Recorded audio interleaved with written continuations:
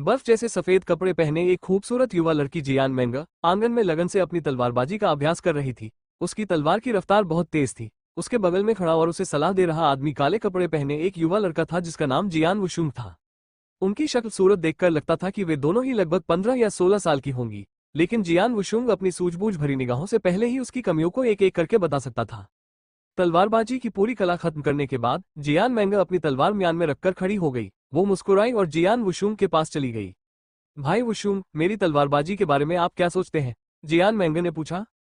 Aurora sword art के लिए तेज गति की जरूरत होती है। अगर कोई व्यक्ति पूरी स्वॉर्ड आर्ट को 40 सांसों के समय में पूरा कर सकता है तो वो प्रोफाउंड लेवल पर होगा। आपने इसे 38 सांसों के समय में पूरा कर लिया, ये काफी अच्छा है, जियान वुशुंग ने कहा। जियान मेंग ने कहा, आपकी मदद के लिए धन्यवाद। आपके बिना मैं 2 महीने की इस छोटी सी अवधि में गहन स्तर तक नहीं पहुंच पाता। जियान वुशुंग ने चुपके से अपना सिर हिलाया। वो जानता था कि उसका निर्देश इसका एक हिस्सा था, लेकिन उससे भी महत्वपूर्ण बात यह थी कि जियान मेंग खुद तलवार चलाने में बहुत प्रतिभाशाली थी। स्वॉर्ड मार्क्विस मैंशन में, जहां ज्यादातर लोग तलवारबाजी का अभ्यास करने पर ध्यान देते थे, शायद जियान मेंग ही तलवारबाजी में सबसे ज्यादा प्रतिभाशाली थी। उसके अलावा, भाई वुशुंग, ऑरोरा स्वॉर्ड आर्ट्स को खत्म करने में आपको कितना समय लगता है? 30 सांसों के भीतर, जियान मेंग ने पूछा। 30 सांसों के भीतर? जियान वुशुंग मुस्कुराया लेकिन उसे जवाब नहीं दिया। जो कोई भी ऑरोरा स्वॉर्ड आर्ट्स के सेट को 30 सांसों के समय में पूरा कर लेता, वो प्रोफाउंड लेवल पर पहुंच जाता। हालांकि अगर वो पूरी ताकत से खेलता तो वो पूरे सेट को 23 सांसों के समय में पूरा कर सकता था। इसका मतलब था कि वो बहुत पहले ही महान ऊंचाइयों पर पहुंच चुका था। तलवारबाजी में आपकी प्रतिभा के साथ आपको इसे 30 सांसों से कम समय में समाप्त करना होगा। सिवाय, जियान मेंग ने अपनी आंखों में झिझक और दुख के साथ जियान वुशुंग को देखा। जियान वुशुंग को निश्चित रूप से पता था कि वो क्या कहना चाहती है। उसने मुस्कुराते हुए कहा, चिंता मत करो, मैं जल्द ही योद्धा बन जाऊंगा। सच में? जियान मेंग को संदेह हुआ। आखिरकार उसने 4 साल पहले यही कहा था। जियान वुशुंग स्वॉर्ड मार्क्विस मैंशन के सीधे शिष्य थे। उनके पिता स्वॉर्ड पवेलियन मास्टर थे और उन्हें स्वॉर्ड मार्क्विस मैंशन में सबसे शक्तिशाली माना जाता था। जियान वुशुंग अपने पिता की साधना और निर्देशन में बड़े हुए। अपने पिता की बदौलत वो एक प्रतिष्ठित पद पर पैदा हुआ था और निश्चित रूप से स्वॉर्ड मार्क्विस मैंशन में शीर्ष युवा पीढ़ी के शिष्यों में से एक था। हालांकि 4 साल पहले जब वो 12 साल का था तो सब कुछ बहुत बदल गया। उस वर्ष उनके पिता यात्रा पर चले गए थे, लेकिन उसके बाद उनका कोई पता नहीं चला और किसी को नहीं पता था कि वे कहाँ हैं।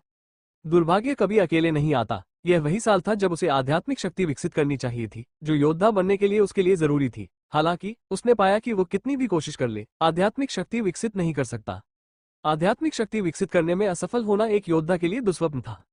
ये ज्ञात होना चाहिए कि मार्शल आर्ट का अभ्यास करने के लिए एक योद्धा को स्वर्ग और पृथ्वी से आत्मा को अवशोषित करने और फिर अपने शरीर में आध्यात्मिक शक्ति विकसित करने की आवश्यकता होती है। आध्यात्मिक शक्ति हर योद्धा के लिए मौलिक थी। अगर कोई आध्यात्मिक शक्ति विकसित नहीं कर सकता तो उसके लिए योद्धा बनना असंभव था। ऐसे व्यक्ति को स्वॉर्ड मार्क्विस मैंशन में कूड़े के रूप में देखा जाएगा, जहां ताकत ही सब कुछ थी। पिछले 4 सालों में जियान वुशुंग ने कभी हार नहीं मानी। इसके बजाय उसने एक सच्चा योद्धा बनने के लिए कड़ी मेहनत जारी रखी।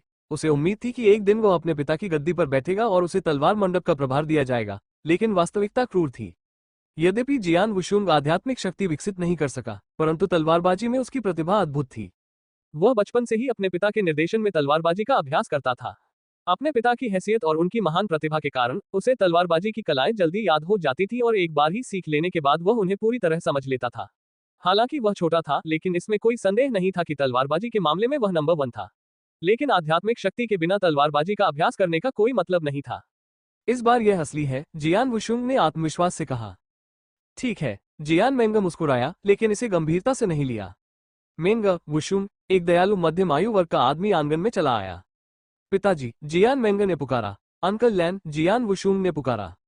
यह मध्यम आयु वर्ग का व्यक्ति जियान मेंग का पिता था, स्वॉर्ड मार्क्विस हवेली में लाल मार्शल हॉल का महान बुजुर्ग जियान लैन। वुशुंग, तुमने मेंग को पूरे दिन तलवारबाजी सिखाई है, ये तुम्हारी बहुत मेहरबानी है, जियान लैन ने मुस्कुराते हुए कहा। कोई बात नहीं, जियान वुशुंग ने अपना सिर हिलाया और कहा, अंकल लैन, देर हो रही है, मुझे यहाँ से चले जाना चाहिए।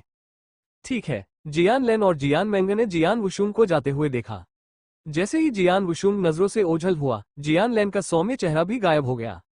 मेंग, तुमने कितनी प्रगति की है? जियान लैन ने उससे धीमी और गहरी आवाज में पूछा। ऑरोरा स्वॉर्ड आर्ट में मैं गहन स्तर तक पहुंच गया हूं, जियान मेंग ने सख्त नजर से कहा। बहुत बढ़िया। जियान लैन ने अपने चेहरे पर खुशी के भाव के साथ अपने हाथ पकड़े। लगभग 4 साल से तुम हर दिन उस हारे हुए व्यक्ति के साथ रहे हो ताकि वो तुम्हें तलवारबाजी सिखा सके। 4 साल की पीड़ा के बाद तुम्हें आखिरकार बदले में कुछ मिला है। अब आपने तलवार मंडप की सभी 18 प्रथम श्रेणी की तलवार कलाएं गहन स्तर तक सीख ली है। अगला कदम हमारी योजना को पूरा करना है। पिताजी, क्या आपको यकीन है कि हम ये कर सकते हैं?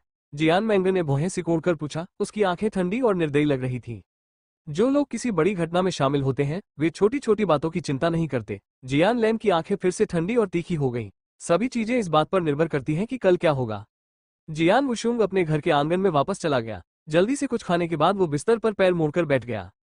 जब मैंने आज मेंगा से कहा कि मैं जल्द ही एक असली योद्धा बन जाऊंगा तो उसने मुझ पर विश्वास नहीं किया। जियान वुशुंग मुस्कुराया और उसके दाहिने हाथ ने अनजाने में उसके निचले पेट को छू लिया। उसके पेट में एक भूरे रंग का पत्थर का मनका, जो एक बच्चे की मुट्ठी के आकार का था, उसके जन्म से ही मौजूद था और कोई नहीं जानता था कि यह कहां से आया था।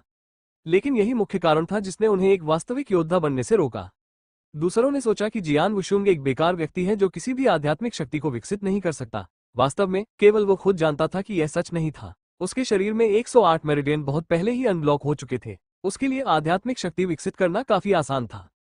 हालांकि स्वर्ग और पृथ्वी से जो आत्मा उसने उत्पन्न की थी वो आध्यात्मिक शक्ति में परिवर्तित होने से पहले ही उसके उदर में स्थित भूरे पत्थर के मन के द्वारा पूरी तरह से अवशोषित कर ली गई। दूसरे शब्दों में प्रकृति से प्राप्त सारी आत्मा ग्रे पत्थर के मनके के लिए भोजन बन गई। जब ग्रे पत्थर लगातार बढ़ रहा था, जियान वुशुंग ने पाया कि मनका एक अथाह गड्ढे की तरह था जिसकी मात्रा की कोई सीमा नहीं थी। पिछले 4 वर्षों से वो हर दिन आत्मा की साधना कर रहा था ताकि भूरे पत्थर के मनके को यथाशीघ्र भर सके, ताकि मनका उसकी आध्यात्मिक ऊर्जा को अवशोषित करना बंद कर दे, जिससे वो अपने शरीर में आध्यात्मिक शक्ति की साधना कर सके और योद्धा बन सके। कल उसने पाया कि ग्रे पत्थर का मनका जल्द ही संतृप्त हो जाएगा। आज तक ग्रे पत्थर का मनका अपनी सीमा तक पहुंच जाएगा, तब वो अपने शरीर में आध्यात्मिक शक्ति विकसित कर सकता था। मुझे शुरू करने दो। जियान वुशुंग ने अपनी दैनिक साधना शुरू की और परिवर्तनों की प्रतीक्षा करने लगा। चीजें वैसी ही हुई जैसी उसने उम्मीद की थी। उसके शरीर में भूरे रंग का पत्थर अपनी चरम सीमा पर पहुंच गया, जबकि अधिक से अधिक आत्मिक ऊर्जा अवशोषित हो रही थी। भूरे रंग का पत्थर का मनका अचानक उसके शरीर में घूमने लगा और घूर्णन तेज होता जा रहा था, जबकि वो छोटा होता जा रहा था। अप्रत्याशित रूप से ग्रे पत्थर का मनका, जो इतने लंबे समय से जियान वुशुंग के शरीर में मौजूद था, एक झटके के साथ पूरी तरह से गायब हो गया। ये चला गया, मनका गायब हो गया, है ना? एक सेकंड के लिए जियान वुशुंग की आंखों में बहुत खुशी की लहर दौड़ गई, लेकिन अगले ही पल उसने अचानक अपनी आंखें चौड़ी कर लीं। उसके दिमाग में सूचनाओं का सैलाब उमड़ पड़ा। स्वर्गीय सृजन कौशल। स्वर्ग और पृथ्वी से सृजन की तकनीक के साथ एक सर्वोच्च मार्शल आर्ट बनाए। क्या यह सच है कि अंकल लेन ने रेड मार्शल हॉल के साथ गठबंधन करके मेंशन मास्टर से मेंगे को स्वॉर्ड पवेलियन मास्टर बनने के लिए कहा ताकि वो स्वॉर्ड पवेलियन की जिम्मेदारी संभाल सके? क्या यह मजाक है? जियान वुशुंग हंसा और इसे गंभीरता से नहीं लिया। आखिरकार इन 4 सालों में वो लगभग हर दिन जियान मेंगे के साथ रहा और जियान लेन हमेशा दयालु रही और उसका खास ख्याल रखा। नतीजतन वे एक दूसरे के साथ अच्छे से घुल मिल गए। जियान वुशुंग ने भी उनके साथ अपने परिवार की तरह व्यवहार किया, उनसे कोई रहस्य नहीं छिपाया। उनकी सबसे बड़ी इच्छा तलवार मंडप की कमान संभालने की थी। ये बात जियान लेन और जियान मेंगा दोनों को पता थी। इसके अलावा ये परंपरा रही है कि तलवार मंडप मास्टर का चयन केवल तलवार मंडप से ही किया जा सकता है, और जियान मेंगा अपने पिता की तरह रेड मार्शल हॉल के लिए प्रतिबद्ध थी। स्वॉर्ड मार्क्विस मैंशन में स्वॉर्ड पवेलियन और रेड मार्शल हॉल 2 अलग अलग गुटों के थे जो प्रभुत्व के लिए प्रतिस्पर्धा करते थे। स्वॉर्ड मार्क्विस मैंशन ने अपने शुरुआती दिनों में तलवारबाजी में गहन शोध पर ध्यान केंद्रित किया, जिसका अनुमान प्रत्येक कबीले के सदस्य के उपनाम जियान से लगाया जा सकता है। हालांकि इसकी क्रमिक समृद्धि और विकास के साथ मार्क्विस मैंशन के जूनियर ने अन्य हथियारों में भी हाथ आजमाया। यह विशेष रूप से तब होता था जब वे तलवारबाजी की तुलना में उनमें अधिक प्रतिभाशाली होते थे। बाद में ऐसे और भी जूनियर हुए, जिससे अंततः रेड मार्शल हॉल का गठन हुआ। इन दोनों गुटों के अस्तित्व ने कभी भी खुले संघर्ष को जन्म नहीं दिया, हालांकि हमेशा प्रतिद्वंद्विता की एक अंतर्निहित धारा थी। अब उनके बीच संबंध विशेष रूप से कटु थे। चूंकि रेड मार्शल हॉल के महान बुजुर्ग की बेटी जियान मेंगे उनकी उत्तराधिकारी थी, वो तलवार मंडप का प्रभार कैसे ले सकती थी? जियान वुशुंग ने पहले तो इसे गंभीरता से नहीं लिया, ये सोचकर कि वो आदमी बस मजाक कर रहा है। लेकिन कुछ कदम चलने के बाद उसे आगे की खबर पता चली। मैंने भी यही सुना है। रेड मार्शल हॉल के प्रमुख जियान लैन पिल रिफाइनिंग रूम के कीमियागरों के साथ मेंशन मास्टर के पास गए और अनुरोध किया कि वे जियान मेंगे को तलवार मंडप का प्रभार संभालने की मंजूरी दें। इसका तलवार मंडप द्वारा कड़ा विरोध किया गया। हालांकि तलवार मंडप मास्टर जियान नंतियन के गायब होने के बाद से उनका बहुत कम प्रभाव रहा है। उनके विरोध को खारिज कर दिया गया। अंत में मेंशन मास्टर ने, हालांकि अनिच्छुक, जियान मेंगे को तलवार मंडप का प्रभार सौंपने का वादा किया, जब तक कि वो तलवार मंडप मास्टर बनने के योग्य थी। तलवार मंडप मास्टर बनने के लिए किन मानकों को पूरा करना आवश्यक है? स्वॉर्ड मार्क्विस मेंशन में sword pavilion master mention master से सिर्फ कमतर है। उनका दर्जा ऊंचा है, जिस तक पहुंचना मुश्किल है। इसलिए स्वॉर्ड पवेलियन ने हमेशा अपने मास्टर के लिए न्यूनतम आवश्यकताओं के एक सेट पर जोर दिया है। स्वॉर्ड पवेलियन मास्टर बनने के लिए सबसे पहली आवश्यकता स्वॉर्ड सिद्धांतों में अत्यंत उच्च उपलब्धियां हासिल करना और स्वॉर्ड पवेलियन की सभी 18 प्रथम श्रेणी की स्वॉर्ड कलाओं में निपुण होना है। प्रथम श्रेणी की तलवार कला, सभी 18। वहां केवल विस्मयसूचक शब्द ही बचे थे। स्वॉर्ड मार्क्विस मैंशन में सामान्य शिष्यों के पास केवल तृतीय श्रेणी या द्वितीय श्रेणी की तलवार कला तक पहुंच थी, जबकि प्रथम श्रेणी की तलवार कला उन प्रतिभाशाली शिष्यों के लिए उपलब्ध थी जो मुख्य सदस्य या कुलीन सदस्य थे। आज स्वॉर्ड पवेलियन में 10 से भी कम शिष्य थे जो प्रथम श्रेणी की तलवार कला सीखने के योग्य थे, और यदि संभव भी हो तो वे अधिकतम 1 या 2 प्रथम श्रेणी की तलवार कला ही सीख सकते थे। जहां तक 18 प्रथम श्रेणी की तलवार कलाओं का प्रश्न है, तो तलवार मंडप का एक मुख्य शिष्य भी उन सभी को सीखने के लिए पात्र नहीं था। रेड मार्शल हॉल के शिष्य की तो बात ही छोड़िए। जियान मेंगे के लिए इस मानक को पूरा करना पूरी तरह असंभव है, किसी ने विश्वास से कहा। बिल्कुल नहीं, जियान मेंगे ने ऐसा किया। आज मैंशन मास्टर और स्वॉर्ड पवेलियन एल्डर्स की चौकस निगाहों के सामने उसने सभी 18 प्रथम श्रेणी की तलवार कलाओं का प्रदर्शन किया, जिसमें गहन स्तर पर दक्षता का अविश्वसनीय प्रदर्शन किया गया। माफ करें, ये कैसे संभव हो सकता है? उसने ये तलवार कला कैसे सीखी? वहां उपस्थित सभी लोग आश्चर्यचकित रह गए। हालांकि जियान वुशुंग पूरे समय वहीं खड़ा रहा और हक्का बक्का रह गया। तलवार मंडप की 18 प्रथम श्रेणी की तलवार कलाएं, क्या वो वही व्यक्ति नहीं था जिसने जियान मेंगे को वे तकनीकें सिखाई थी? 4 साल पहले जब उसके पिता लापता थे और वो आध्यात्मिक शक्ति को संगठित नहीं कर पा रहा था, तो जियान मेंगे ने ही उसे दुविधा से बाहर निकलने में मदद की थी, जो उसके लिए बहुत बड़ा झटका था। उसके प्रति कृतज्ञ होने के कारण वो लगभग हर दिन जियान मेंगे के साथ रहता था। वो तलवार सिद्धांत में महान प्रतिभा से संपन्न थी और तलवार चलाने में बहुत रुचि रखती थी। हालांकि रेड मार्शल हॉल में कोई उन्नत तलवार कला नहीं थी। ये देखकर उस समय 12 या 13 साल का मासूम बच्चा जियान वुशुंग जियान मेंगे को तलवारबाजी सिखाना शुरू कर दिया। बाद में उसने उसे स्वॉर्ड पवेलियन से तलवारबाजी भी सिखाई। 4 साल बीत गए। इन 4 सालों में उन्होंने जियान मेंगे को 18 प्रथम श्रेणी की तलवार कलाएं सिखाई। लेकिन आज उनकी शिक्षा के कारण वो तलवार मंडप का प्रभार संभालने का सपना देख सकती थी। तलवार मंडप का प्रभार संभालना उनके पूरे जीवन की सबसे बड़ी इच्छा थी। नहीं, यह असंभव है। मेंगे ऐसा कभी नहीं करेगा। जियान वुशुंग ने अपना सिर हिलाते हुए सोचा, इस पर विश्वास करने में अनिच्छुक। तलवार मंडप की कमान संभालने के लिए जबरदस्त गुणवत्ता और ताकत की आवश्यकता थी। साथ ही सभी 18 प्रथम श्रेणी की तलवार कलाओं में दक्षता की भी आवश्यकता थी, जो अनिवार्य थी। तलवार मंडप मास्टर के लिए न्यूनतम ताकत की आवश्यकता तलवार मंडप के 4 महान बुजुर्गों में से प्रत्येक के साथ कम से कम 20 आंदोलनों के लिए युद्ध करने की क्षमता थी, जिसे जियान मेंगे ने सफलतापूर्वक किया। ये कैसे संभव हो सकता है? मैं तलवार मंडप के 4 महान बुजुर्गों की ताकत से अच्छी तरह वाकिफ हूँ, जो बहुत पहले ही आध्यात्मिक सागर क्षेत्र में पहुंच चुके हैं। ऐसा कहा जाता है कि उनमें से सबसे मजबूत एल्डर होंग असाधारण आध्यात्मिक सागर क्षेत्र में पहुंच गया है, जो गोलकोर क्षेत्र से सिर्फ 1 कदम दूर है। जियान मेंगे कभी भी 20 आंदोलनों को कैसे पार कर सकता है? हम हमेशा से उसे नीची नजर से देखते आए हैं। वो मार्क्विस की हवेली में हमेशा शांत रहती थी और शायद ही कभी अपनी ताकत दिखाती थी। लेकिन आज 4 स्वॉर्ड पवेलियन एल्डर्स के साथ उसकी लड़ाई के दौरान वहां मौजूद हर कोई उसकी ताकत से पूरी तरह हैरान रह गया। यह आध्यात्मिक सागर क्षेत्र में था। उससे भी बढ़कर वो गहन आध्यात्मिक सागर क्षेत्र में है। एक और स्तर के साथ वो असाधारण आध्यात्मिक सागर क्षेत्र में होगी। जियान मेंगे वो गहन आध्यात्मिक सागर क्षेत्र में कैसे कदम रख सकती है? मुझे नहीं लगता कि इतनी छोटी 16 साल की लड़की के लिए यह संभव है। न केवल वे शिष्य जो चर्चा कर रहे थे आश्चर्यचकित होकर एक शब्द भी नहीं बोल पाए, बल्कि जियान वुशुंग भी पूरी तरह से अचंभित था। मेंगे वो गहन आध्यात्मिक समुद्री क्षेत्र तक पहुंच गई। जियान वुशुंग ने अविश्वास के साथ सोचा। हालांकि वो 4 साल से हर दिन जियान मेंगे के साथ था, लेकिन उसने कभी अपनी ताकत नहीं दिखाई थी। जियान वुशुंग ने इस बारे में ज्यादा नहीं सोचा, ये सोचकर कि जियान मेंगे मार्क्विस की हवेली के दूसरे शिष्यों की तरह ही थी, जो ज्यादा से ज्यादा आध्यात्मिक पथ के 5वें या 6ठे चरण पर थे। उसने कभी नहीं सोचा था कि वो आध्यात्मिक सागर क्षेत्र तक पहुंच सकती है। गहन आध्यात्मिक सागर क्षेत्र की तो बात ही छोड़िए। 16 साल की छोटी सी लड़की गहन आध्यात्मिक सागर क्षेत्र में कैसे कदम रख सकती है? पिछले सैकड़ों वर्षों में स्वॉर्ड मार्क्विस मैंशन में ऐसा कभी नहीं हुआ था। जियान मेंगे ऐसी प्रतिभाशाली और असाधारण प्रतिभा वाली लड़की तलवार मार्क्विस हवेली के सैकड़ों वर्षों के इतिहास में पहले कभी नहीं दिखाई दी। वो तलवार मंडप की 18 प्रथम श्रेणी की तलवार कलाओं में इतनी अच्छी है कि वो तलवार मंडप के 4 महान बुजुर्गों की 20 चालों से बच गई है। नतीजतन हवेली मास्टर ने जियान मेंगे को अपनी तत्काल सहमति दे दी कि वो तलवार मंडप का प्रभार संभाल सकती है, जिससे वो तलवार मंडप मास्टर बन गई। 2 महीने बाद स्वॉर्ड पवेलियन मैंशन में एक वार्षिक स्वॉर्ड मार्क्विस टोकन बैटल होगा, जिसमें जियान मेंगे विश्वी कमांडरी के मजबूत विशेषज्ञों की मौजूदगी में अपनी अद्भुत ताकत साबित कर सकती है। फिर सभी की गवाही के साथ उसे स्वॉर्ड पवेलियन मास्टर की उपाधि से सम्मानित किया जाएगा। अद्भुत! ये सचमुच आश्चर्यजनक है कि एक 16 वर्षीय लड़की गहन आध्यात्मिक सागर क्षेत्र तक पहुंच गई है।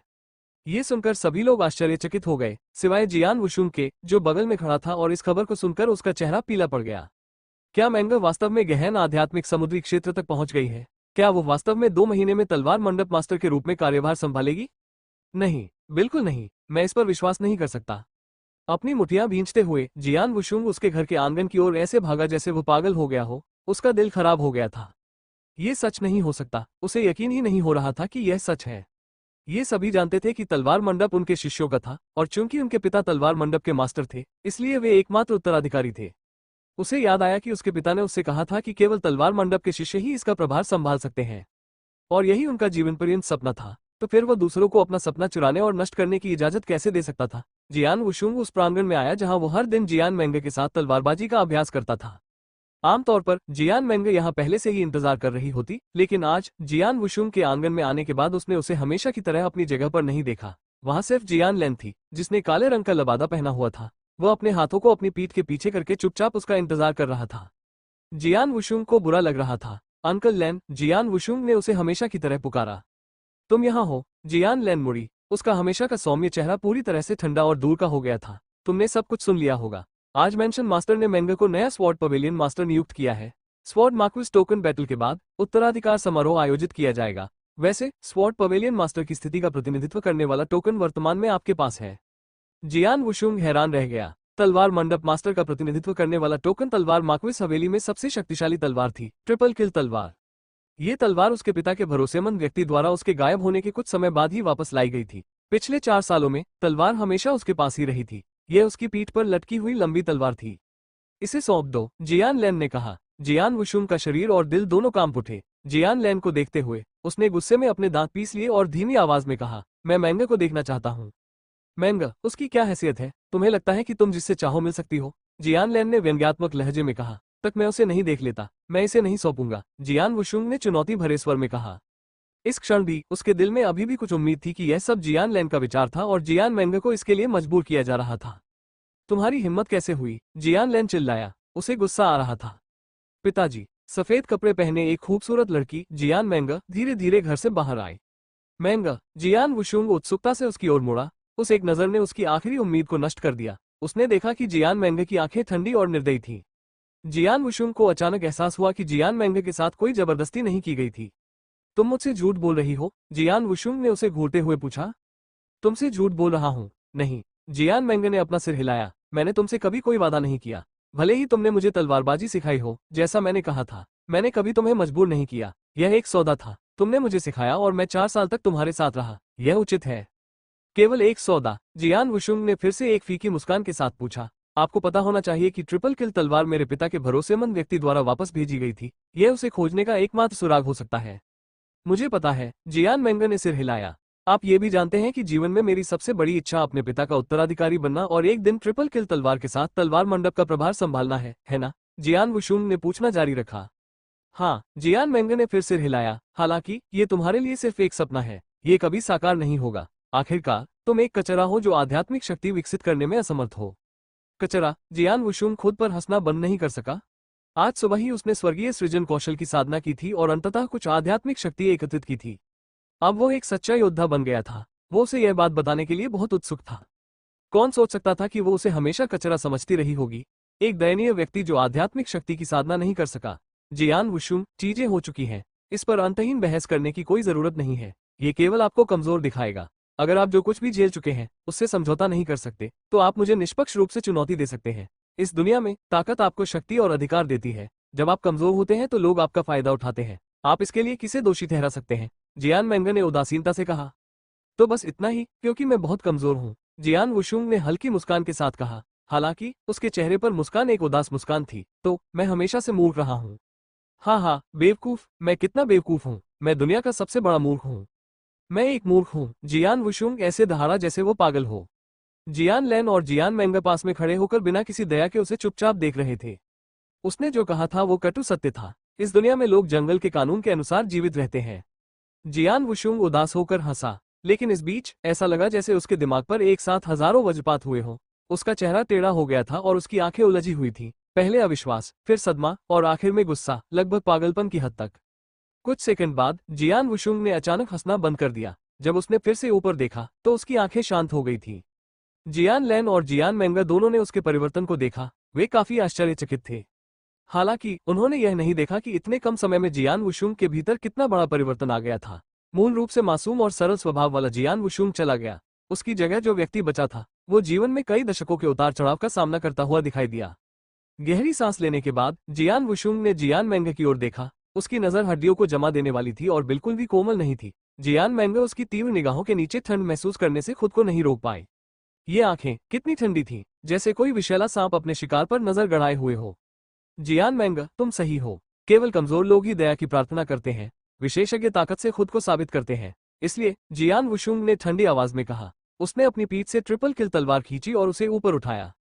शुआ, तलवार की धार ने जियान वुशुंग की हथेली पर खून बहने वाला घाव बना दिया। उसके हाथ में जलन का दर्द हुआ और उसने अपनी खूनी मुट्ठी भींच ली। दर्द के बावजूद उसने जियान मेंगे को देखा और कहा, 2 महीने में तलवार मार्क्विस टोकन लड़ाई के दौरान, जिस दिन आप सार्वजनिक रूप से तलवार मंडप मास्टर की स्थिति में सफल होंगे, मैं आपको चुनौती दूंगा। मैं कसम खाता हूं कि मैं आप सभी को बता दूंगा कि तलवार मंडप हमेशा के लिए तलवार मंडप का है। यह मेरे पिता का है, मेरा है, किसी और का इसमें हाथ होना असंभव है। मैं उन सभी को मार डालूंगा जो अतिक्रमण करने का प्रयास करेंगे। खून धीरे धीरे उसकी बांह से बहता हुआ जमीन पर टपकने लगा। उसके शब्द बहुत ही मधुर और जोरदार लग रहे थे। जहां तक ट्रिपल किल तलवार की बात है, उसके हाथ में तलवार को देखते हुए जियान वुशुंग ने व्यंग्य किया और कहा, तुम्हें ये चाहिए, ये लो। जियान वुशुंग ने जियान मेंगे की ओर ट्रिपल किल तलवार फेंकी, फिर वो मुड़ा और सीधे बाहर चला गया। ठीक उसी क्षण जब वो आंगन से बाहर जाने वाला था, जियान वुशुंग रुक गया और ठंडे स्वर में बोला, मैं आपसे 2 महीने में मिलूंगा। थोड़ा सा भौहें सिकोड़ते हुए और जियान वुशुंग के जाने और अकेलेपन की ओर खाली विस्मय में देखते हुए जियान मेंगे ने अचानक महसूस किया कि उसके हाथ में ट्रिपल किल तलवार बेहद भारी थी। जो व्यक्ति आध्यात्मिक शक्ति को भी नहीं समझ सकता, वो 2 महीने में आपको चुनौती देना चाहता है, वो मजाक कर रहा होगा। उसके लिए बेहतर होगा कि वो 2 महीने के भीतर एक असली योद्धा बन जाए। पास में खड़ी जियान लेन ने तिरस्कार में हंस दिया। ये सुनकर जियान मेंगे ने अपनी सिकुड़ी हुई भौहें ढीली कर ली। यह सही है, वो अभी भी कचरा है जो आध्यात्मिक शक्ति को संगठित नहीं कर सकता। 2 महीने में मुझसे लड़ने की उसकी हिम्मत कैसे हुई? ये तो सरासर मजाक है। जियान वुशुंग अकेले अपने आंगन में वापस चला गया और खुद को अंदर से बंद कर लिया। जियान मेंगे, हाँ, जियान वुशुंग खुद पर हंसा। उसने उसके साथ बिताए इन 4 सालों के बारे में सोचा। उनके साथ बिताए समय ने उसके लिए अद्भुत यादें बनाई थी, लेकिन अब ये सभी यादें तीखे कांटों में बदल गई थी जो उसे बहुत दर्द देती थी। कमजोर, हाँ, वो सही कह रही है। आखिरकार मेरी ताकत बहुत कमजोर है। अगर मैं जियान मेंगे से ज्यादा ताकतवर और शक्तिशाली होता तो वो मेरे सामने कभी भी ऐसे शब्द कहने की हिम्मत नहीं करती। उस ताकत के साथ उसके लिए स्वॉर्ड पवेलियन की कमान संभालने की कोई उम्मीद नहीं है। ताकत। जियान वुशुंग की आंखें ठंडी थीं। किसी को नहीं पता था कि एक ही दिन में उनमें कितना बड़ा मानसिक परिवर्तन आ गया था। कोई भी बाहरी व्यक्ति एक दिन के लिए भी तलवार मंडप पर उंगली नहीं रख सकता। 2 महीने में मुझे जियान मेंगे को निष्पक्ष तरीके से हराना होगा, इससे पहले कि वो आधिकारिक रूप से तलवार मंडप मास्टर के पद पर आसीन हो जाए। 2 महीने उसने अपनी मुठियां कसकर भींच ली। शायद दूसरों के लिए आध्यात्मिक शक्ति को संगठित करके जियान मेंगे के स्तर गहन आध्यात्मिक सागर क्षेत्र तक साधना करना असंभव था, लेकिन जियान वुशुंग अलग था। आखिरकार उन्होंने स्वर्गीय सृजन कौशल, स्वर्ग को चुनौती देने वाली मार्शल आर्ट की शिक्षा प्राप्त की थी। और चूंकि यह स्वर्ग को चुनौती देने वाली साधना पद्धति थी, इसलिए उसे प्राकृतिक व्यवस्था की अवहेलना करते हुए साधना करने में सक्षम होना चाहिए। स्वॉर्ड मार्क्विस हवेली तियानजोंग राजवंश के तियान्यान प्रांत के बाशुई प्रांत में स्थित थी। ये बाशुई प्रांत के भीतर मुख्य शक्तियों में से एक थी और यह विशेष रूप से तलवार सिद्धांत पर केंद्रित थी। स्वॉर्ड मार्क्विस मैंशन में 2 गुट थे, स्वॉर्ड पवेलियन और रेड मार्शल हॉल। इन दोनों गुटों ने खुलेआम और गुप्त रूप से लड़ाई लड़ी थी, लेकिन तलवार मंडप हमेशा जीतता रहा। हालांकि जब 4 साल पहले तलवार मंडप मास्टर जियान नंतियन गायब हो गया, तो तलवार मंडप ने अपनी रीढ़ खो दी। इसकी समग्र शक्ति में विनाशकारी गिरावट आई और साथ ही इसके बोलने के अधिकार में भी कमी आई। लाल मार्शल हॉल के साथ लड़ाई में तलवार मंडप पूरी तरह से नुकसान में था। कल ही लाल मार्शल हॉल से जियान मेंगे ने तलवार मंडप मास्टर का पद छीन लिया था। तलवार मंडप सफेद कपड़े पहने और अपनी पीठ पर एक आम लंबी तलवार लिए जियान वुशुंग तलवार मंडप के दरवाजे तक चला गया। शीर्ष पर 2 शब्दों तलवार मंडप को देखते हुए उसका मूड बेहद जटिल था। वो एक क्षण के लिए हिचकिचाया और फिर तलवार मंडप में कदम रखा। जब जियान वुशुंग तलवार मंडप में प्रकट हुआ तो कई शिष्य जो तलवारबाजी का अभ्यास कर रहे थे उसे देखे बिना नहीं रह सके। क्या वह जियान वुशुंग? हाँ, यह वही है। वो एक गद्दार है। उसने हमारे तलवार मंडप से लाल मार्शल हॉल के एक व्यक्ति को कई प्रथम श्रेणी की तलवार कलाएं सिखाई। यहाँ आने की उसकी हिम्मत कैसे हुई? अफसोस, हम उसे दोष नहीं दे सकते। आखिरकार उसके साथ धोखा हुआ था और अगर जियान मेंगे ने स्वॉर्ड पवेलियन की कमान संभाली तो उसे सबसे ज्यादा नुकसान होगा। कृपया इस तरह की बातें करना बंद करें, उसे बहुत दर्द हो रहा है। तलवार मंडप में बहुत कानाफूसी हो रही थी। उस पर अधिकांश आंखें दया से भरी थीं। ये खबर कि जियान मेंगे तलवार मंडप का प्रभार संभालेगी पूरे तलवार मार्क्विस हवेली में फैल गई थी। इसलिए यह खबर कि उसने तलवार मंडप की सभी 18 प्रथम श्रेणी की तलवार कलाओं में गहन स्तर तक महारत हासिल कर ली थी, स्वाभाविक रूप से यहां तक पहुंच गई थी। आमतौर पर इन प्रथम श्रेणी की तलवार कलाओं को बाहरी लोगों को नहीं सिखाया जा सकता था, यहां तक कि मुख्य शिष्य भी केवल 1 या 2 ही सीख सकते थे। तो जियान मेंगे ने एक ही समय में सभी 18 प्रथम श्रेणी की तलवार कलाओं में महारत कैसे हासिल की? जवाब स्पष्ट था, जियान वुशुंग ने उसे सिखाया था।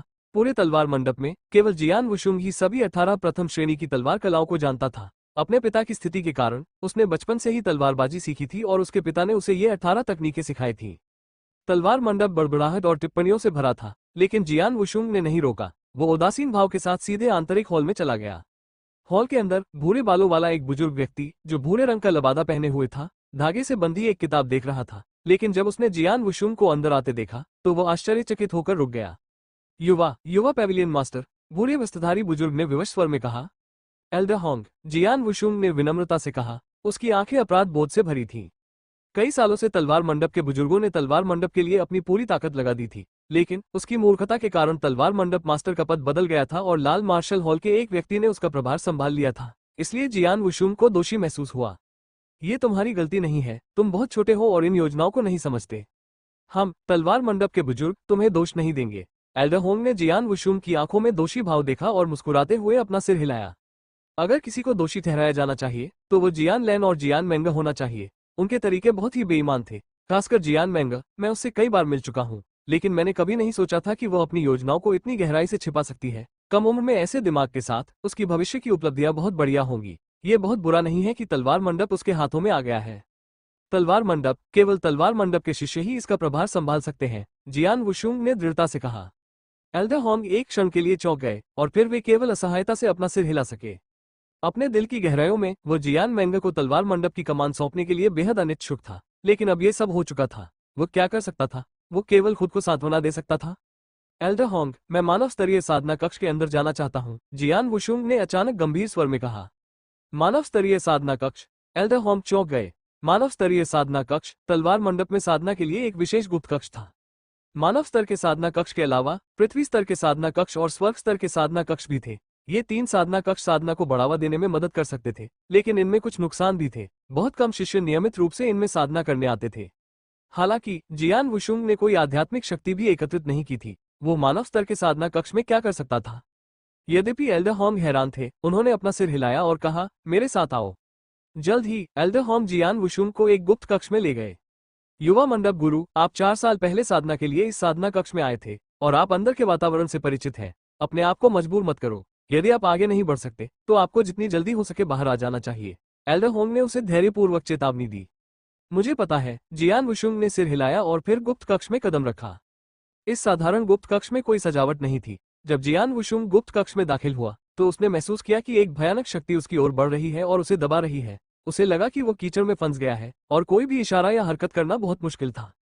ये बल मानव स्तर के साधना कक्ष का अद्वितीय दबाव था। यह अत्याचारी था। इस बल के तहत गुप्त कक्ष में हर हरकत बेहद मुश्किल हो जाती थी। यहाँ तक कि अगर कोई व्यक्ति खड़ा होना भी चाहे तो उसे इसका विरोध करने के लिए आध्यात्मिक शक्ति पर निर्भर रहना पड़ता था। इस तरह आध्यात्मिक शक्ति की खपत की गति काफी खतरनाक होगी। सामान्य तौर पर अगर आध्यात्मिक पथ के प्रथम चरण में एक सामान्य योद्धा केवल मानव स्तरीय साधना कक्ष में खड़ा हो तो उसकी आध्यात्मिक शक्ति 8 मिनट से ज्यादा समय में समाप्त नहीं होगी। अगर वो इस कमरे में तलवारबाजी का अभ्यास करता है तो आध्यात्मिक शक्ति की खपत की गति अविश्वसनीय होगी। मुझे शुरू करने दो। जियान वुशुंग के चेहरे पर कोई भाव नहीं था और उसकी पीठ पर लगी लंबी तलवार बाहर आ गई थी। तलवार की रोशनी अप्रत्याशित गति से चमकती थी। रोशनी बेतरतीब ढंग से मंद और चमकती थी। कभी कभी पूरी ऊर्जा एक बिंदु पर केंद्रित होती थी, जबकि कभी कभी यह तलवार की रोशनी की हर किरण में अलग हो जाती थी। ये स्वॉर्ड मार्क्विस मैंशन की प्रथम श्रेणी की तलवार कलाओं में से एक थी। इसे ब्राइट मून स्वॉर्ड आर्ट कहा जाता था। मानव स्तरीय साधना कक्ष में जियान वुशुंग ने तलवारबाजी का अभ्यास करना शुरू किया, लेकिन इसके अत्याचारी गुरुत्वाकर्षण के प्रभाव में उसके शरीर के भीतर की आध्यात्मिक शक्ति अविश्वसनीय गति से नष्ट हो गई। एक क्षण में, इससे पहले कि वो संपूर्ण ब्राइट मून स्वॉर्ड आर्ट का अभ्यास भी करता, उसने पाया कि उसकी आध्यात्मिक शक्ति पहले ही समाप्त हो चुकी थी। बिना किसी हिचकिचाहट के जियान वुशुंग ने तुरंत अपनी लंबी तलवार को म्यान में रखा और इस गुप्त कक्ष के दाईं ओर एक कोने में चला गया। वहां एक पीले रंग का कैटेल हेसॉक था। इसे लोगों को अद्वितीय गुरुत्वाकर्षण से बिना किसी रुकावट के अपनी आध्यात्मिक शक्ति वापस पाने के लिए बनाया गया था। कैटेल हेसॉक पर बैठकर जियान वुशुंग ने स्वर्गीय सृजन कौशल का उपयोग करना शुरू कर दिया और आध्यात्मिक शक्ति का प्रवाह सभी दिशाओं से उसके पास आया, जो उसके 8 अतिरिक्त मध्याह्न रेखाओं के माध्यम से उसके डेंटियन में अविश्वसनीय गति से एकत्रित हो रहा था। 10 मिनट के बाद जियान वुशुंग फिर से खड़ा हो गया। उसकी समग्र आध्यात्मिक शक्ति चरम पर पहुंच गई थी, पहले से भी अधिक मजबूत। जैसा कि मैंने सोचा था, स्वर्ग और पृथ्वी की आध्यात्मिक शक्ति को अवशोषित करने के लिए स्वर्गीय सृजन कौशल की गति सामान्य साधना साधनों की तुलना में कहीं अधिक तेज है। निश्चित रूप से आध्यात्मिक शक्ति को पुनः प्राप्त करने की गति तेज है। ये सच है, क्योंकि जब आध्यात्मिक शक्ति का उपयोग किया जाता है तो एक सामान्य योद्धा शिखर तक नहीं पहुंच सकता है जब तक कि वो ठीक होने में कई घंटे न बिताए। मुझे केवल 10 मिनट चाहिए। जियान वुशुंग की आंखें खुशी से चमक उठी। अन्य साधनों की तुलना में ये स्वर्गीय सृजन कौशल की एक और प्रभावशाली शक्ति थी। साधना की गति तीव्र थी तथा आध्यात्मिक शक्ति पुनर्स्थापित करने की गति भी तीव्र थी, और मानव स्तरीय साधना कक्ष में ये पुनर्प्राप्ति गति साधना के दौरान धोखा देने वाले उपकरण के समान ही थी। ये जानना चाहिए कि आध्यात्मिक शक्ति को समाप्त करने और फिर उसे पूरी तरह से पुनः प्राप्त करने की प्रक्रिया साधना के लिए बहुत सहायक थी। एक पूरा चक्र करने से एक साधारण योद्धा भी हर बार ऐसा करने पर अपनी आध्यात्मिक शक्ति में काफी सुधार कर सकता है। जियान वुशुंग ने स्वर्ग को चुनौती देने वाली साधना पद्धति अपनाई, इसलिए आध्यात्मिक शक्ति में उसका सुधार अधिक होगा। जैसे ही वो शिखर पर पहुंचा, उसने तुरंत देखा कि उसकी आध्यात्मिक शक्ति में बहुत सुधार हो गया है। मानव स्तरीय साधना कक्ष में साधना करने का ये लाभ था। साधारण योद्धाओं के लिए आध्यात्मिक शक्ति पुनः प्राप्त करने की गति बहुत धीमी थी, इसलिए उनके लिए एक दिन में अधिकतम 2 चक्रों से अधिक पूरा करना प्रभावी नहीं था। इसके अलावा इस कमरे में साधना करना निराशाजनक और असहनीय था। आमतौर पर बहुत कम शिष्य यहाँ साधना करना चुनते हैं। कभी कभी कुछ शिष्य जो किसी बाधा को तोड़ नहीं पाते थे, वे यहाँ आते थे और इस कमरे में गुरुत्वाकर्षण का उपयोग करके जबरन तोड़ने की कोशिश करते थे। ठीक वैसे ही जैसे जियान वुशुंग ने 4 साल पहले एक बार इस मानव स्तरीय साधना कक्ष में साधना की थी, जब वो अपनी आध्यात्मिक शक्ति एकत्रित नहीं कर पाया था। मैं जिस दिव्य सृजन कौशल की साधना करता हूँ, उससे आध्यात्मिक शक्ति पुनः प्राप्त करने की मेरी गति अकल्पनीय हो जाती है। दूसरे लोग दिन में केवल 2 बार ही साधना चक्र पूरा कर पाते हैं, जबकि मैं दिन में कम से कम 20 बार पूरा कर सकता हूँ। इसका मतलब है कि मेरी साधना सामान्य योद्धाओं की तुलना में कम से कम 10 गुना तेज होगी। स्वर्गीय सृजन कौशल की साधना गति काफी तेज थी। इसके अलावा मानव स्तरीय साधना कक्ष की मदद से उसकी साधना गति इतनी तेज होगी कि वो 1 या 2 दिनों के भीतर दिव्य पथ के दूसरे स्वर्ग में प्रवेश कर सकता है। मुझे योद्धा बनने में दूसरों की तुलना में 4 साल अधिक लगे, इसलिए मुझे आम लोगों की तुलना में अधिक मेहनत करनी चाहिए ताकि मैं अब पीछे न रह जाऊं। जियान वुशुंग की आंखों से एक गहरी रोशनी फूट पड़ी। उसके बाद से वो मानव स्तरीय साधना कक्ष में पूरी तरह से साधना में लीन हो गया। साधना चक्र की शुरुआत आध्यात्मिक शक्ति को पूरी तरह से समाप्त करने से हुई और इसे अपने चरम पर वापस लाने के बाद समाप्त हुई। प्रत्येक चक्र ने उसे अपनी आध्यात्मिक शक्ति को और बेहतर बनाने में मदद की। इसके अलावा वो लगभग हर दिन दर्जनों साधना चक्र पूरे कर सकता था। साधना की गति भी सामान्य योद्धाओं की तुलना में 10 गुना अधिक थी, संभवतः उससे भी अधिक। 10 दिन पलक झपकते ही बीत गए। तलवार मंडप के द्वार के सामने टकराना। एक गहरी दुर्घटना की ध्वनि के साथ तलवार मंडप का एक शिष्य लगातार आकाश में फेंका गया। वो भारी होकर जमीन पर गिर पड़ा। हाँ, स्वॉर्ड पवेलियन के शिष्य बहुत कमजोर हैं। ये हंसी बैंगनी वस्त्र पहने एक युवक की थी। वो स्पष्ट रूप से तलवार मंडप का शिष्य नहीं था, फिर भी वो तलवार मंडप के द्वार के सामने दबंगई से खड़ा था। उसकी बातें सुनकर उसके आसपास के कई शिष्य नाराज हो गए, लेकिन कुछ नहीं कर सके। मुझसे पहले छठी सीढ़ी पर पहुंच जाना और मुझसे अधिक शक्तिशाली आध्यात्मिक शक्ति प्राप्त कर लेना कोई बड़ी बात नहीं है। पराजित शिष्य खड़ा हुआ और आक्रोश से बोला, ये सच है कि तुम हार गए हो, फिर भी तुम इसे स्वीकार नहीं करना चाहते। क्या तलवार मंडप के सभी शिष्य तुम्हारे जैसे हैं? युवक ने व्यंग्यात्मक दृष्टि से उस हत्यारे की निगाह को पूरी तरह से नजरअंदाज कर दिया। क्या? उसने अपनी नजर घुमाई, जियान वुशुंग को तलवार मंडप की ओर आते देखा और फिर उसे एक दुष्ट मुस्कान दी। हमेशा की तरह जियान वुशुंग तलवार मंडप में साधना करने आया था। हालांकि जैसे ही वो तलवार मंडप के दरवाजे पर आया, क्या वो युवा मंडप मास्टर जियान वुशुंग है? अचानक एक उपहासपूर्ण आवाज आई। जियान वुशुंग रुक गया और उसने बैंगनी वस्त्र पहने युवक को हल्की बंद आंखों से देखा। उसे इस युवक का थोड़ा सा आभास था। वो जानता था कि उसका नाम जियान लिन है और वो रेड मार्शल हॉल का एक बेहतरीन शिष्य है। इससे भी महत्वपूर्ण बात यह थी कि वो जानता था कि जियान लिन को जियान मेंगे पर क्रश था और वो हर समय उसे खुश करने की कोशिश करता था। तलवार मंडप के सामने जियान वुशुंग और जियान लिन के अलावा बड़ी संख्या में तलवार मंडप के शिष्य थे। उन्होंने जो कुछ हुआ उसे देखा और भ्रमित महसूस किया। उसने जियान लिन को पीछे धकेल दिया। ये कैसे हो सकता है? आध्यात्मिक पथ के छठे चरण का शिखर। जियान लिन आध्यात्मिक पथ के छठे चरण के शिखर पर है। भले ही उसने अपनी पूरी ताकत का इस्तेमाल नहीं किया, लेकिन कोई भी साधारण व्यक्ति इसे नहीं झेल सकता। जियान लिन को पीछे हटने के लिए मजबूर होना पड़ा। तीसरा चरण। उसकी साधना आध्यात्मिक पथ के तीसरे चरण पर है। क्या जियान वुशुंग ने आध्यात्मिक शक्ति एकत्रित कर ली है और योद्धा बन गया है? क्या उसकी साधना आध्यात्मिक पथ के तीसरे चरण पर है? ये बहुत ही चौंकाने वाला था। तलवार मंडप के सभी शिष्य आश्चर्यचकित थे। सिर्फ 10 दिन पहले जियान वुशुंग ने कोई आध्यात्मिक शक्ति एकत्र नहीं की थी, लेकिन अब सिर्फ 10 दिन बीतने के बाद उसने न सिर्फ आध्यात्मिक शक्ति एकत्र कर ली थी, बल्कि आध्यात्मिक पथ के तीसरे चरण तक साधना भी कर ली थी। 10 दिनों में वो एक योद्धा से लेकर निरंतर सफलताओं के बाद आध्यात्मिक पथ के तीसरे चरण तक पहुंच गया था। इसका क्या मतलब था? वे नहीं जानते थे कि जियान वुशुंग ने स्वर्गीय सृजन कौशल की साधना की थी और उसे एक साधारण व्यक्ति नहीं माना जा सकता था। पास स्वर्ग को चुनौती देने वाली साधना पद्धति थी। 10 दिन पहले हालांकि उसने अभी अभी आध्यात्मिक शक्ति प्राप्त की थी, लेकिन स्वर्गीय सृजन कौशल के साथ उसकी साधना की गति सामान्य लोगों की तुलना में तेज थी। इसके अलावा उसने मानव स्तरीय साधना कक्ष में उन्मत्त और हताश साधना की थी, जहां जियान वुशुंग के लिए एक दिन की साधना सामान्य लोगों के लिए दर्जनों दिनों की साधना के बराबर थी। 10 दिनों के बाद उसे दिव्य पथ के प्रथम स्वर्ग से दिव्य पथ के तीसरे स्वर्ग तक सीधी सफलता मिली थी। बेशक उसे अभी अभी सफलता मिली थी और वो तीसरे स्वर्ग तक ही पहुंचा था। जियान लिन को लगा कि वह आध्यात्मिक पथ के तीसरे चरण के शिखर पर पहुंच गया है। इसका कारण यह था कि उसने स्वर्गीय सृजन कौशल की साधना की थी, इसलिए उसकी ताकत उसी स्तर के अन्य योद्धाओं की तुलना में काफी अधिक थी। बच्चे, मैं मानता हूं कि मैंने तुम्हें कम आंका था। मुझे उम्मीद नहीं थी कि तुम आध्यात्मिक शक्ति प्राप्त कर सकते हो, लेकिन आध्यात्मिक पथ के केवल तीसरे चरण के साथ यह कोई मायने नहीं रखता। मेरे सामने तुम अभी भी कचरा हो। जियान लिन ने जियान वुशुंग को घूर कर देखा। उसकी हथेलियों से निकलती आध्यात्मिक शक्ति से पता चलता था कि वो पूरी ताकत से प्रयास कर रहा था। जियान वुशुंग ने अपनी आंखें सिकोड़ ली। चाहे जो भी हो, वो उस व्यक्ति के हमले का सामना नहीं कर सकता था जो अब आध्यात्मिक पथ के छठे चरण के शिखर तक साधना कर रहा था। इस पल तुम क्या कर रहे हो? एक धीमी सी गड़गड़ाहट हुई। फिर एल्डर होंग अपने ग्रे लबादे में तलवार मंडप से बाहर आए। एल्डर होंग, कई तलवार मंडप शिष्यों ने एक साथ सम्मानपूर्वक सलामी दी। एल्डर को देखकर जियान लिन तुरंत रुक गया और उसने अपना चेहरा बदल लिया। उसके अंदर से उठ रही भयानक आध्यात्मिक शक्ति वापस खींच ली गई। उसी समय उसने सलाम किया, एल्डर होंग। एल्डर होंग ने जियान लिन की ओर देखा और नाक बांध सिकोड़ते हुए कहा, तुम जियान लिन हो, है ना? आध्यात्मिक पथ के छठे चरण के शिखर पर साधना के साथ तुम उसी स्तर के शिष्यों के बीच बहुत अच्छे हो। थोड़ी गहरी साधना पर भरोसा करते हुए तुम तलवार मंडप के सामने अपनी ताकत दिखा रहे हो। क्या तुम सच में सोचते हो कि तलवार मंडप में कोई भी ऐसा नहीं है जो तुम्हारा मुकाबला कर सके? मेरी हिम्मत नहीं है। जियान लिन ने तुरंत अपना सिर हिलाया और उसका ठंडा पसीना तुरंत बहने लगा।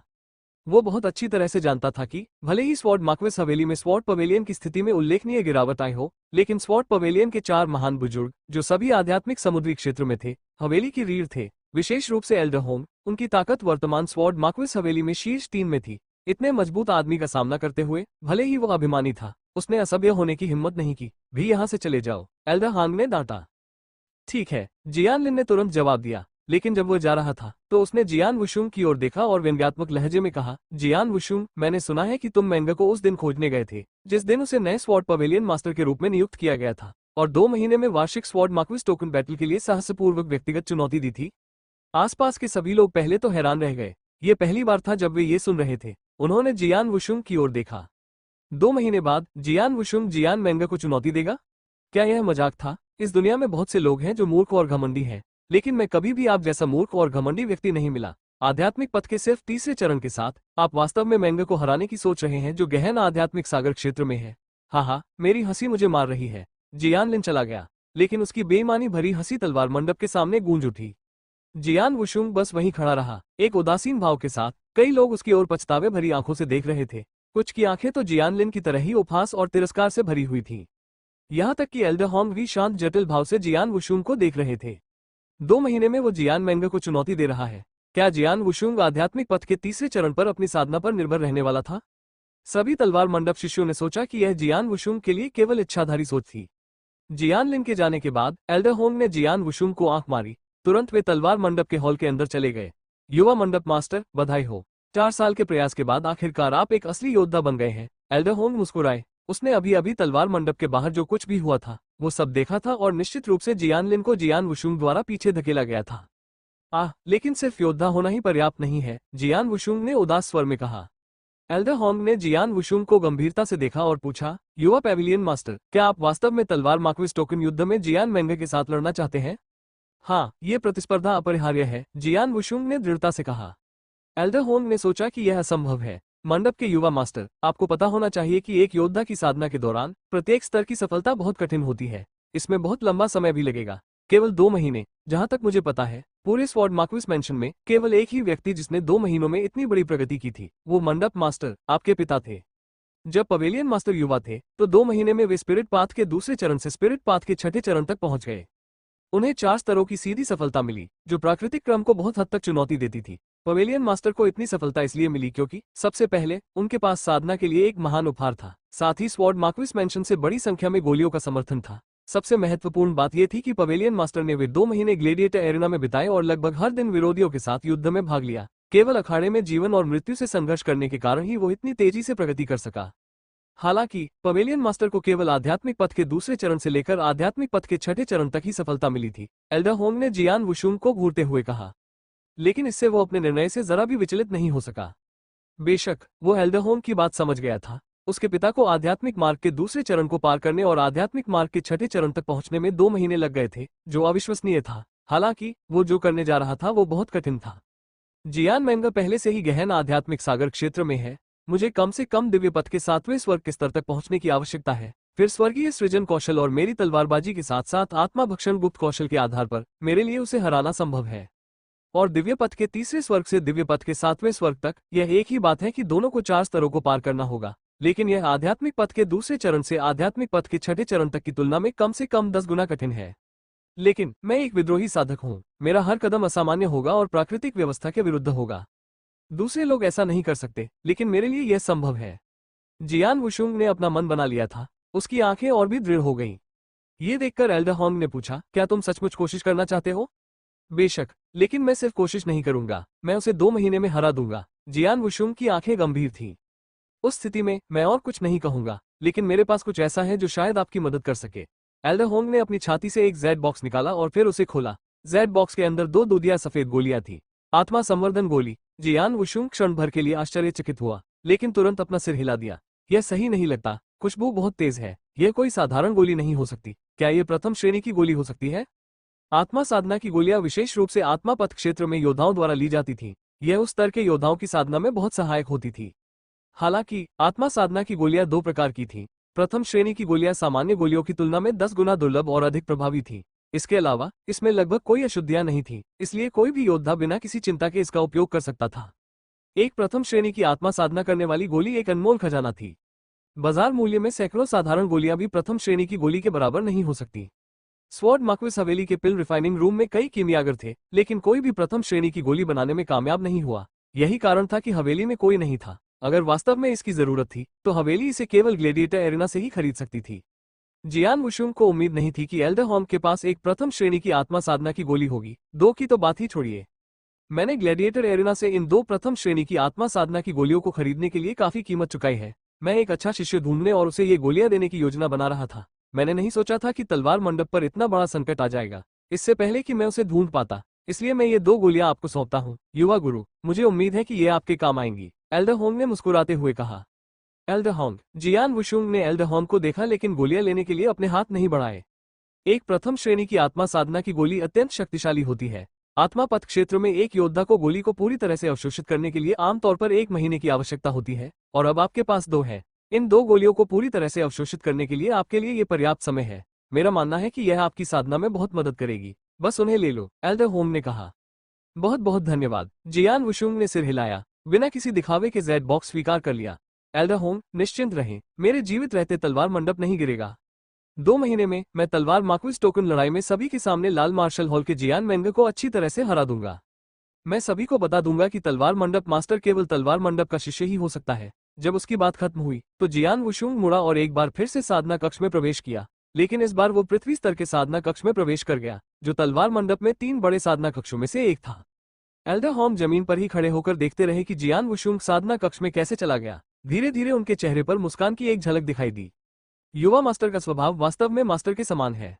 जिद्दी। हाँ, मंडप मास्टर भी उतना ही जिद्दी था, लेकिन सिर्फ 2 महीनों में जियान मेंगर को हराना, यह न सिर्फ मुश्किल है बल्कि लगभग असंभव है। एल्डर होंग ने अपना सिर हिलाया। जिस दिन जियान मेंगर को स्वॉर्ड पवेलियन मास्टर के रूप में नियुक्त किया गया था, उसी दिन उन्होंने व्यक्तिगत रूप से उसके साथ लड़ाई की थी। उन्होंने महसूस किया कि कम उम्र के बावजूद उसमें असाधारण ताकत थी। असाधारण आध्यात्मिक सागर क्षेत्र में बहुत पहले पहुंच जाने के बाद सामान्य गहन आध्यात्मिक सागर क्षेत्र वाले योद्धा के लिए 20 चालों तक उसके विरुद्ध लड़ाई जारी रखना लगभग असंभव होगा। फिर भी जियान मेंगर सफल रहा। मुझे वाकई उम्मीद है कि हमारे युवा मास्टर 2 महीने में चमत्कार कर देंगे। यह एक खुशी का अवसर है कि उन्होंने योद्धा बनने के लिए आध्यात्मिक शक्ति को संघनित किया है। मुझे गोल्डन ड्रैगन पैलेस में उस व्यक्ति को बताना होगा। पृथ्वी स्तर के साधना कक्ष का भारी दबाव मानव स्तर के साधना कक्ष की तुलना में कहीं अधिक था। कमरे के अंदर जियान वुशुंग के शरीर के भीतर की आध्यात्मिक शक्ति और भी तेजी से खत्म हो गई। फिर भी वह अपनी परछाई के साथ अपनी अलौकिक और तरल तलवारबाजी का अभ्यास करता रहा। उसने जिस तलवारबाजी का इस्तेमाल किया वो ब्लू क्लाउड स्वॉर्ड आर्ट थी, जो स्वॉर्ड पवेलियन की कई शीर्ष रहस्यमयी कलाओं में से एक है। जियान मेंगर ने एक बार तलवार मंडप की सभी 18 प्रथम श्रेणी की तलवार कलाओं का गहन स्तर पर प्रदर्शन किया था, जिससे तलवार मार्क्विस हवेली में हर कोई तलवार सिद्धांतों में उसकी प्रतिभा पर आश्चर्यचकित हो गया था। वे उसकी प्रशंसा करने में इतने व्यस्त थे कि वे भूल गए थे कि यह वह जियान वुशुंग था जिसने उसे तलवार की प्रत्येक कला सिखाई थी। वो तलवार सिद्धांतों का सच्चा प्रतिभाशाली व्यक्ति था। आप जियान मेंगर को पूरे तलवार मार्क्वेस हवेली द्वारा नंबर 1 तलवार सिद्धांत प्रतिभा के रूप में मान्यता दी गई थी। लेकिन वह भी स्पष्ट रूप से समझती थी कि तलवार के सिद्धांतों में वो उससे अनगिनत गुना अधिक प्रतिभाशाली था। उदाहरण के लिए ब्लू क्लाउड स्वॉर्ड आर्ट को ही ले, उन्होंने वाकई से बहुत ऊंचाई पर पहुंचा दिया था, जबकि उनका प्रदर्शन एक छोटे बच्चे की चाल जैसा था। उसकी तलवारबाजी के अभ्यास ने उसकी आध्यात्मिक शक्ति के उपभोग को तेज कर दिया था, लेकिन वो तैयार था और उसने पहले ही एक प्रथम श्रेणी की आत्मा साधना की गोली निगल ली थी। अमृत अविश्वसनीय रूप से शक्तिशाली था। एक लेने के बाद एक सामान्य योद्धा को इसके प्रभावों को पूरी तरह से अवशोषित करने के लिए 1 महीने या उससे अधिक समय की आवश्यकता होगी। स्वर्गीय निर्माण कौशल की मदद से जियान वुशुंग ने पहले ही महसूस किया कि गोली उसके पूरे शरीर में तेजी से प्रवाहित हो रही है। केवल एक रात में ही उसने प्रथम श्रेणी की आत्मा संवर्धन गोली के लाभों को पूरी तरह से अवशोषित कर लिया था। इससे उन्हें दिव्य पथ के चौथे स्वर्ग तक सीधे पहुंचने का अवसर मिला। दिव्य पथ का चौथा स्वर्ग। जियान वुशुंग ने अपनी मुठियां भींच ली और अपने भीतर शक्ति का उफान महसूस किया। कल ही उन्होंने दिव्य पथ के तीसरे स्वर्ग को तोड़ा था और आज एक और सफलता प्राप्त की। ये प्रथम श्रेणी की आत्मा साधना की गोली की शक्ति के साथ साथ स्वर्गीय सृजन कौशल के चमत्कारों के कारण संभव हुआ। जिस गोली को दूसरों को अवशोषित करने में 1 महीने या उससे अधिक समय लगता था, उसे उसने एक रात में ही अवशोषित कर लिया। स्वर्गीय सृजन कौशल वास्तव में जादुई है।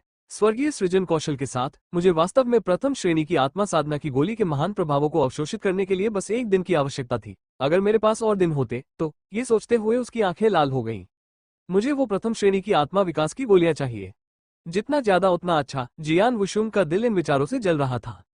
प्रथम श्रेणी की आत्मा साधना की गोली, जो कम समय में अवशोषित होने में सक्षम थी, ने उसकी साधना में बहुत सुधार किया। बेशक उसे और अधिक की प्यास थी। ये दुख की बात है कि ये गोलियां आसानी से नहीं मिल सकी। स्वॉर्ड मार्क्वेस मेंशन भी इन गोलियों का उत्पादन करने में सक्षम नहीं है। शायद केवल ग्लैडिएटर एरिना ही विश्वी प्रांत में इनका बड़े पैमाने पर उत्पादन करने में सक्षम है, जियान वुशुंग ने खुद से कहा। ग्लेडिएटर एरिना एक विशाल चैम्बर ऑफ कॉमर्स था और विश्वी प्रांत में इसका उच्च स्थान था। अगर स्वॉर्ड मार्क्वेस मेंशन को भारी मात्रा में सामग्री या गोलियों की जरूरत होती, तो वे निश्चित रूप से ग्लेडिएटर एरिना से ही ये चीजें खरीदते। इस बीच ग्लेडिएटर एरिना में लोगों को सबसे अधिक आकर्षित करने वाली चीज थी इसके द्वंद्व युद्ध और जीवन मरण की लड़ाइयां। उदाहरण के लिए, जियान वुशुंग के पिता ने 2 महीने की अवधि में ग्लेडिएटर एरिना में कई लड़ाइयों का अनुभव किया और उस समय में काफी प्रगति की। ये गोलियां इतनी महंगी हैं कि वे इस समय मेरी पहुंच से बाहर है। अगर ऐसा है तो मेरे पास सिर्फ एक ही रास्ता है, चाहे कुछ भी हो जाए, मुझे इसे आजमाना ही होगा, जियान वुशुंग ने दृढ़ता से कहा, अपनी हथेली में बची एकमात्र प्रथम श्रेणी की आत्मा साधना की गोली को घूरते हुए। पागलपन और इच्छा ने उसके चेहरे पर रंग भर दिया। एक द्वंद्व युद्ध। ग्लेडिएटर एरिना में होने वाले द्वंद्वों ने इतना अधिक ध्यान आकर्षित किया। इसका कारण यह था कि यहाँ द्वंद्वों के कारण योद्धाओं के बीच लड़ाई और हत्याएं होती थी।